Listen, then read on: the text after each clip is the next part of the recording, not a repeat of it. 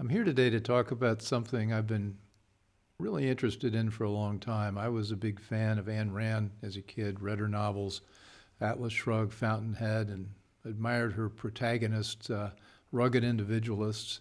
And though the thing that struck me about that was she was so dedicated to being an atheist. This was a godless world. Everything was created by man, and I just don't believe that. In particular, I've been spending some time with Dennis Prager's books. He's going to be writing 5 books on the Torah, and he's started his first 2. It's called The Rational Bible, about Genesis and Exodus. And then he gets into the source of truth, which is God's truth, and he believes, and I guess I believe, that he did write the first 5 books of the Bible. But as I point out in the show, I'm not a professional intellectual. I guess what my guest and Tal and I talk about. I'm more of an intellectual professional, and so I'm on a journey to understand this. And I think I learned a lot today in a conversation that I'm having with Tal, and I hope you'll join me. Welcome to the Bill Walton Show. Welcome to the Bill Walton Show, featuring conversations with leaders, entrepreneurs, artists, and thinkers. Fresh perspectives on money, culture, politics, and human flourishing. Interesting people, interesting things.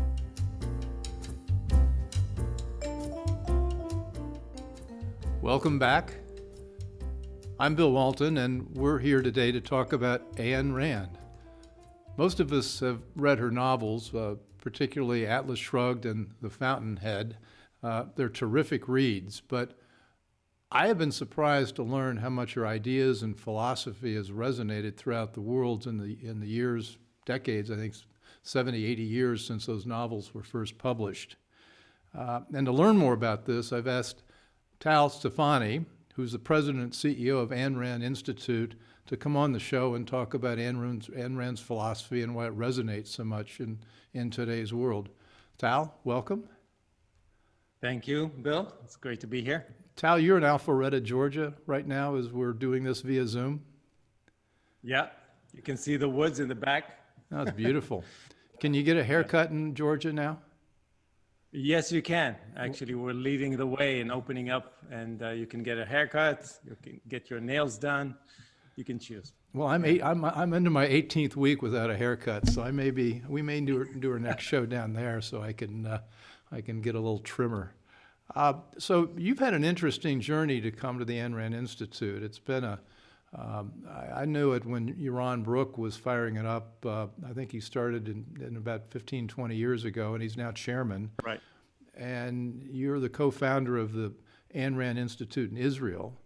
And right. The journey you've taken from Israel to be president of Ayn Rand Institute is an extremely interesting one. You want to talk about that? Yeah, my journey starts as a kid in Israel, in the south part of Israel, in a city called Beersheba. And I was always a very questioning kid. And later on, I figured out it was more of a philosophical kid who was asking a lot of philosophical questions. I was a kid, a normal kid, up until the age of 13, where my mother decided we need to move to a kibbutz. Now, I don't know if you know what a kibbutz is. It means a commune in Hebrew. And Russian immigrants thought that when they migrate to Israel, now they'll try and establish the right communist settlement, right? They'll get it right this time. And a kibbutz is based on purely communist or purely socialist principles. Yes, and completely no private property. Yeah. You're part of a commune. Everybody works. Everybody's equal. I actually had a number when I moved there at the age of 9. I was Tal 318, and everything is shared. Even I, as a kid, I was not the property of my parents. I grew up in a kid's house. We didn't have any grades because you're not allowed to be better than anyone else. And at the age of 13, I got a present from my family in the city. I got a tape recorder, a stereo. And and I put it in my room, and then a committee decided that I cannot keep it in my room because it's not equal, and that if I wanted to keep it, that was the compromise. I have to let everybody, all my friends, play their cassettes on it. And I said, I'm not having any of that. So I tried to convince my parents to leave. It took me a couple of years, but we left when I was 15, 16. And yeah, that was my. I didn't have the ammunition to explain why this is so wrong. It just felt. So you were showing early signs of individualism. Yes. Yes, exactly. So from the kibbutz, how long were you on the kibbutz? From 9 till about 16. Till about 16, and then you went to Flight Academy? Yes, then I went to the Israeli army. I started in the Flight Academy, ended up in operations and intelligence, and then did what every good Jewish boy should do, because that's the expectation, is to go either be a lawyer or an engineer or something like that. So I became a software engineer. In the process, while I was a student, I started teaching SAT course prep courses. And I was very good at it. And I started climbing up the ranks in that company until when I graduated, the owner offered me the CEO position. So I was a very young CEO, 26, 27, of the largest private education company in Israel. And What was the name of it? It was called Kidum, like Okay, it means Kidum. advancement. And Yeah, you were in teaching Hebrew. Israeli kids to take the SAT. Exactly. Okay. Yeah. So I did that, and I loved it. I love everything about education, and it's relevant because later on it explains where I landed. But I loved education from the day I started working. Everything around education. I was a substitute teacher in a middle school when I was younger, and I loved that as well. Long story short, I did that for several years, and then I had an opportunity to go to a big software company, and that's how I ended up here in Atlanta, Georgia, because I was working as a software manager, VP in a large 22,000 people company who did the projects for AT&T. And AT&T Information Technology Department is right here in Alpharetta, Georgia. And I did, if you remember, there was a project that I did that everybody knows called rollover minutes that AT&T had a while back, if you remember that. Sure. So That was you. Yes. So part of it. I've always wanted to meet that guy. You never think about those things when you hear about like who's behind it. Yeah. Anyway, so I did software for many, many years. And then one day, a colleague of mine, we were having a discussion.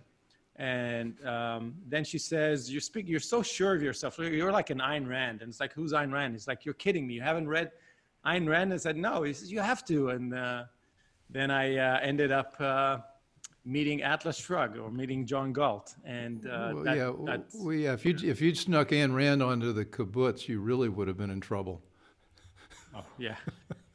Talk about oil and water, right? Exactly. So how old were you when you first read Ayn Rand? 40. 40, 9 years ago. okay. Yeah.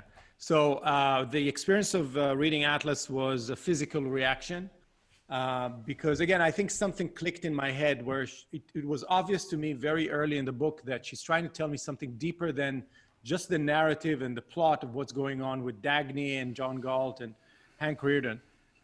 So I remember I was pacing in the room. I couldn't sit down reading that book because it's like, this is nuclear material.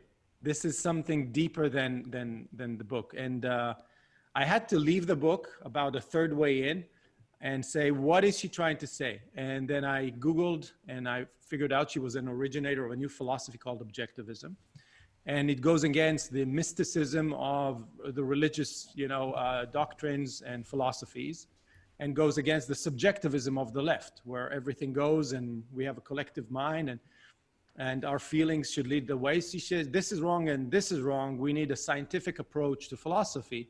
And that really clicked with me because I, as an engineer, someone who tries to understand the world as it is, that was perfect for me. So the notion is there's objectivism, there's an objective reality that is unchanging, real, everlasting, versus the left, which is subjective, relative. Everything is what individuals think and feel without a You create reality in your mind, in a Okay. way, yes. Yeah. So And that had a huge impact on me. so where did you go from there, having had your epiphany, to end up where you are now, which is a pretty great place?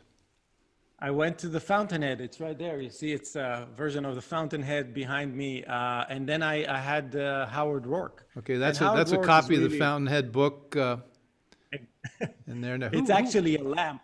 It's a lamp of the Fountainhead with a a lamp. Fountainhead. Oh, that's cover. great. So the Fountainhead that had Gary Cooper and Patricia O'Neill.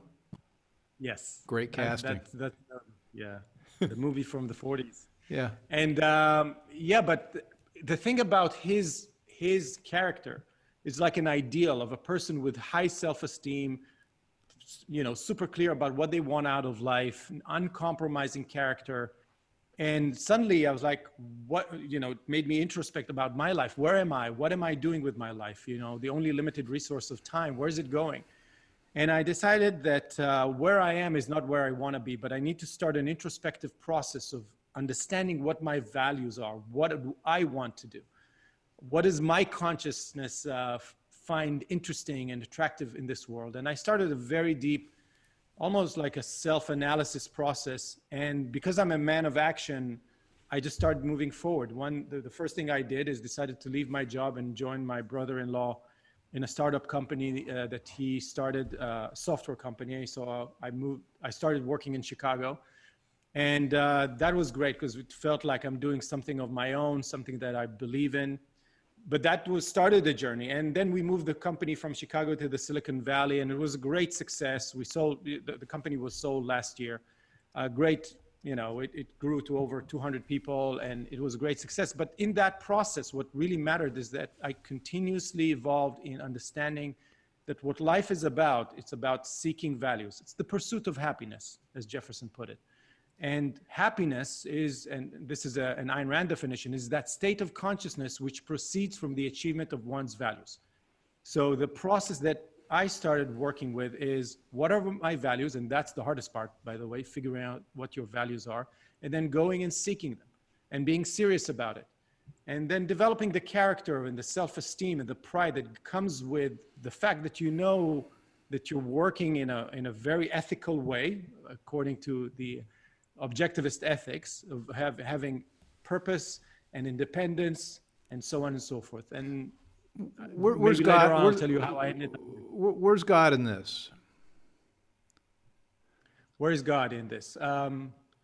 Me and God had an interesting relationship in the beginning of my life, and because I needed to understand where things are. My grandmother at the age of 6 asked me to put the yarmulke on. And I remember I asked her, why should I put the yarmulke on? She said, because God is looking at you from above, and you need to respect him. And I said, great, but where is he? And then I remember I went to my uncle's room in her house, and I closed the door and I said, God, you have a minute to show up. And if you show up, I'll believe in you and I'll pray for you every day, because I was a serious kid. But he chose not to show up. And then I went back and I gave her back the yarmulke and I said, I need proof. And that's going back to me being very philosophical. What I learned later on is that we all have to have a philosophy of life. We're not like animals. We're not coming to this world programmed with what we should do. And because of that, it creates a void that you have to fill with some code of guidance of how to pursue your life. And that is really complicated. Nobody teaches us how to do it. Now, when you look at the world, you don't see the good. It's called it's called the is-ought gap in technical terms in philosophy. The gap between the is, what you see, and the ought. It's not there. So Ayn Rand calls religions primitive philosophies. She said we had to have them. People came up with them because it's a necessity. You have to have a philosophy. But as with science, you progress over time and you learn more about the world. And what she said is that from a metaphysical perspective, if you define the good as whatever promotes human life, your life, and replace the good as a given with the standard of life, suddenly there's no real need for God, because you can close the is-ought gap. You can derive from the standard of value of life the ought, the fact that you have to have an independent mind. It's wrong to kill people. I remember seeing a Prager University video that says, if God doesn't exist, then murder is good. And Ayn Rand says, no, she challenges that. Yeah. Well, there's so many of her ethics that I do agree with, and so much of their worldview and the individualism that I'm aligned with. You mentioned Dennis Prager.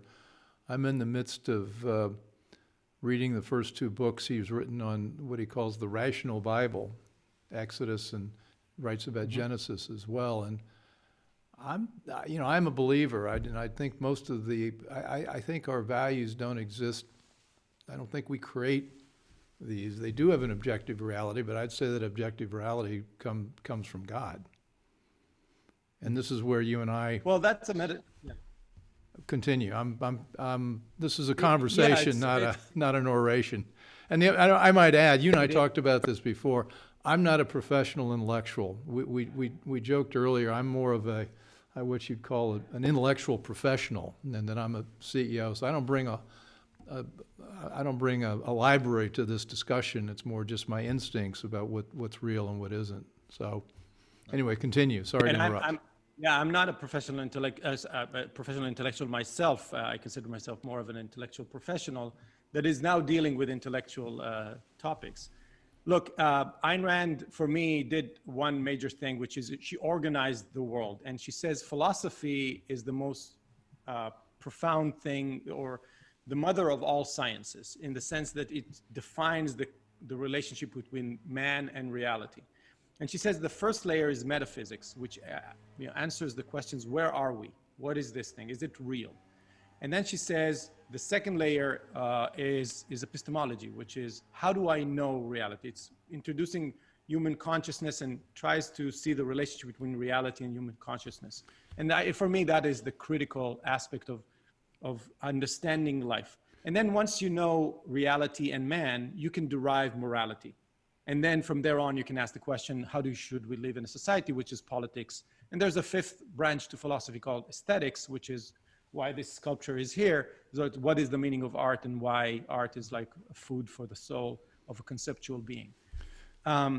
What we discussed a minute ago is a metaphysical question of where are we?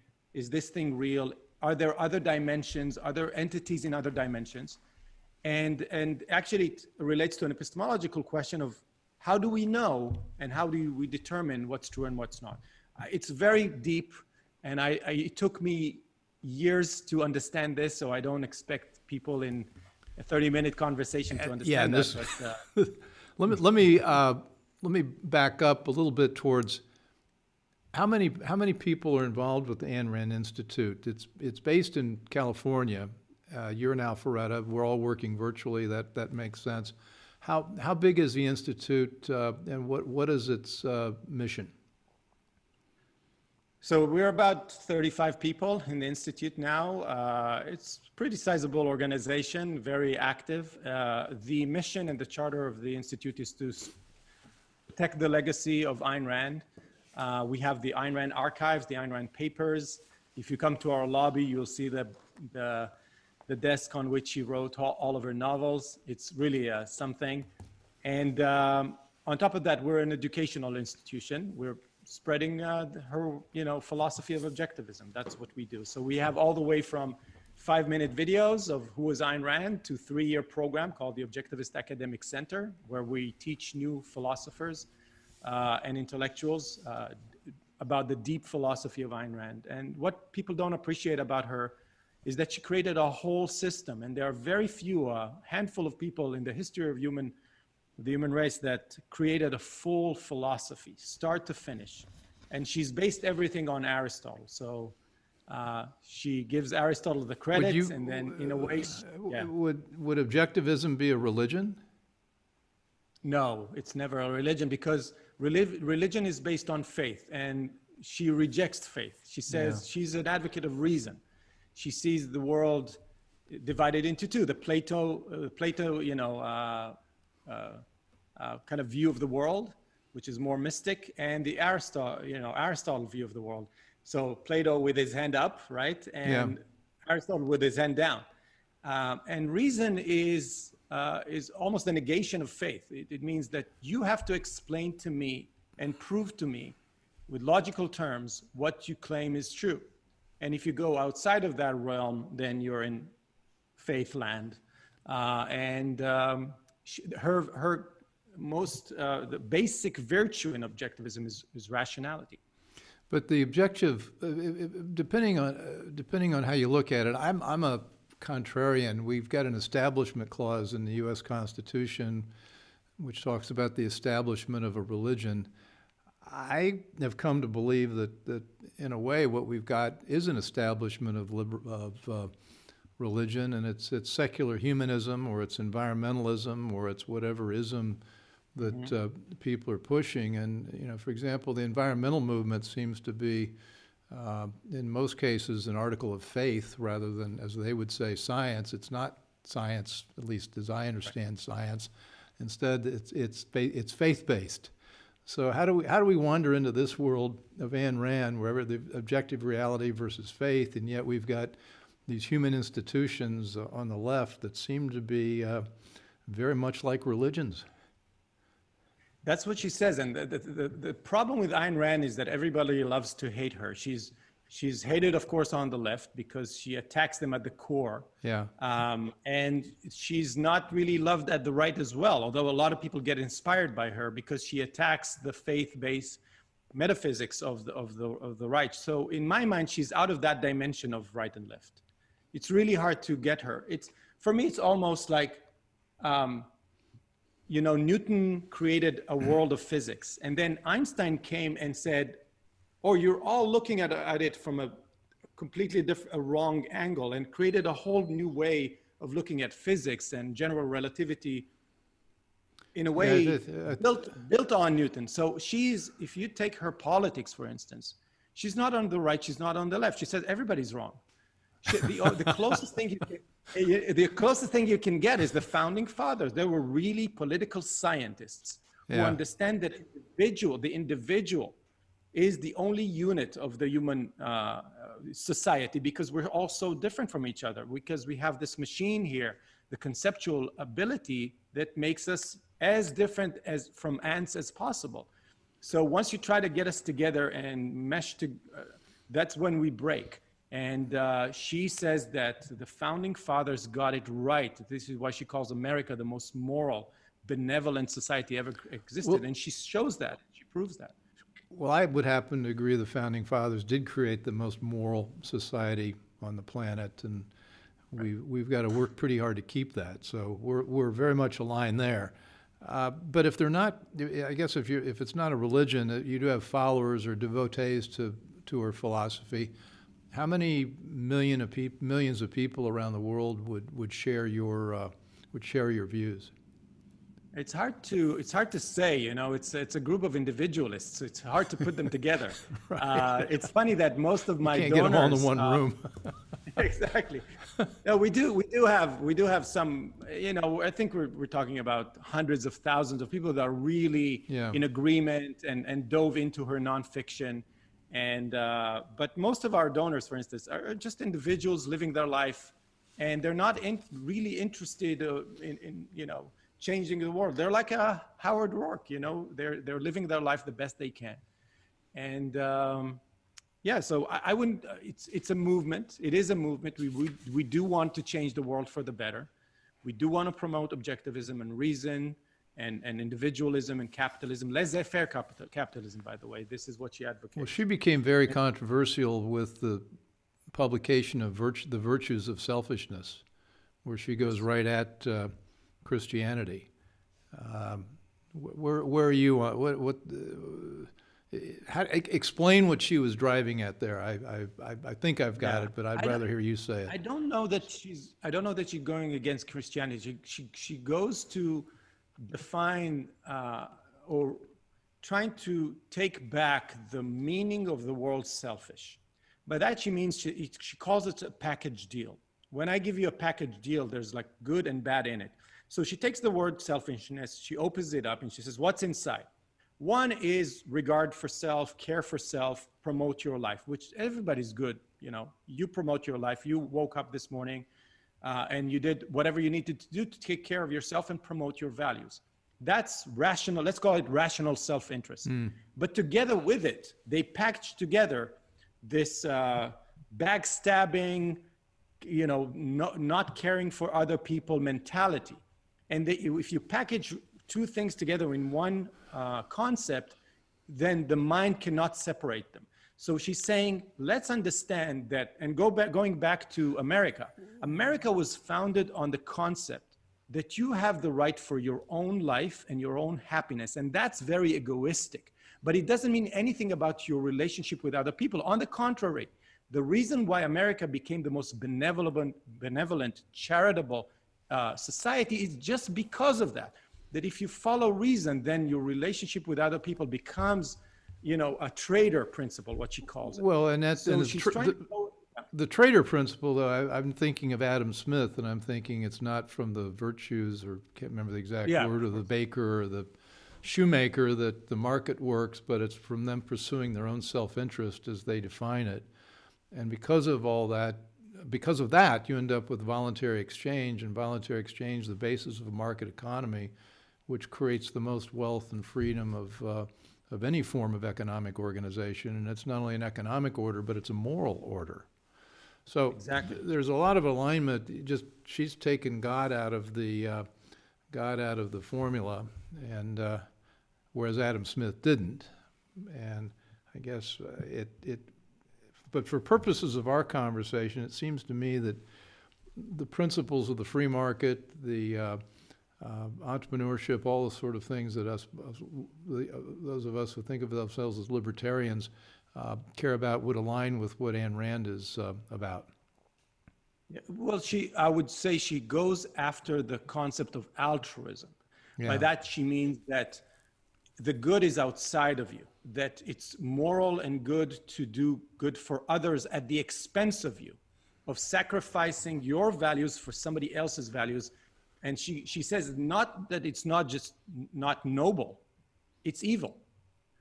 And if you try to understand what she's saying, this is why she called the book The Virtue of Selfishness. Mm-hmm. She's trying to say something very, very deep. There is a confusion about altruism and egoism. If you look at it from a perspective of the moral obligation that you have as a human being is one, to be rational and to serve your hierarchy of values and trade with other people as a rational being. If you sacrifice, if I give you, if you give me $100 and I give you back $5, you have sacrificed the value for a lesser value. That's for her immoral. Now and people confuse that with charity. If I have $1 in my pocket and I see a beggar on the street, and the fact that I want them to have a meal or something is more valuable to me than the $1, that it's the rational, egoistic thing to give them the $1. She says nothing about against charity, and people confuse that about her. It's just a different moral perspective. Well, there's a lot of, I don't know, the evil's the right word, but a lot of damage done in the world by people who think they're doing something for other people by helping them reorganize their lives in the view that the person who's doing good thinks is the right outcome. And I think we see that in the left. I'd argue our medical professionals in the middle of this pandemic, particularly maybe Dr. Fauci, whatever, is thinking he's doing good for all of us based on his ideas, but we'd actually like to self-organize and take care of it ourselves. That's the essence of individualism. You can tell me what my happiness is comprised of, and it's the pursuit of my own happiness.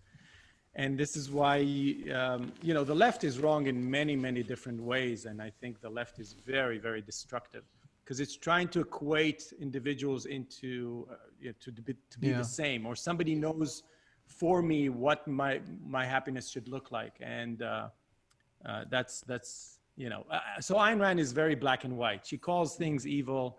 She is very Oh, she's like I think evil exists, is real.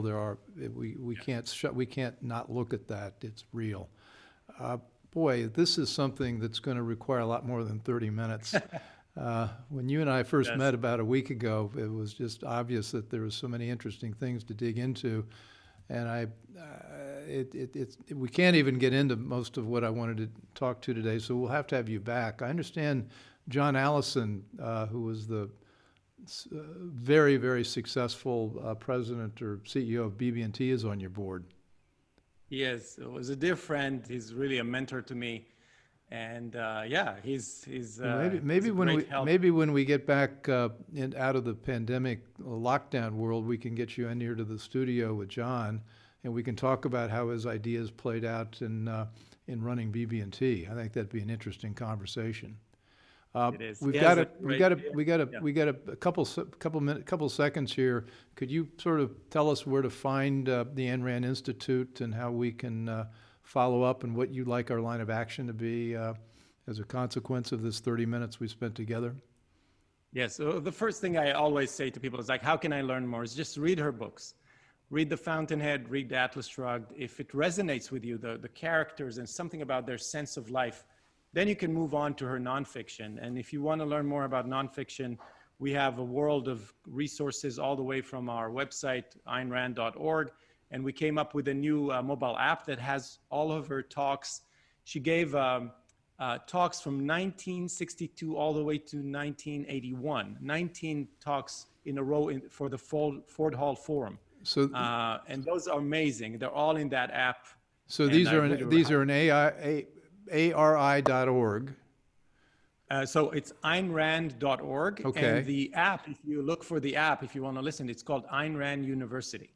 Okay, well, I will hope everybody takes an opportunity to take a look at that. And Tal, thanks for being here, and I hope we'll have you back to dig into this further. And thank you for joining me today on the Bill Walton Show. We've been talking with Tal Tsfany, who's the CEO of the Ayn Rand Institute, about her many very interesting ideas. You can learn more about this on his page on our website, the Interesting People section, where he'll be featured there. And then also, I'd like you, if you're interested, to subscribe to this, and you can learn more about our other shows on the website. And of course, you can always subscribe to us on all the major podcast platforms and YouTube.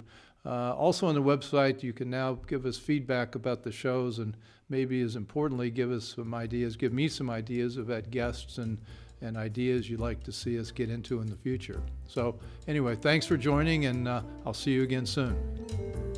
Thanks for listening. Want more? Be sure to subscribe at thebillwaltonshow.com or on iTunes.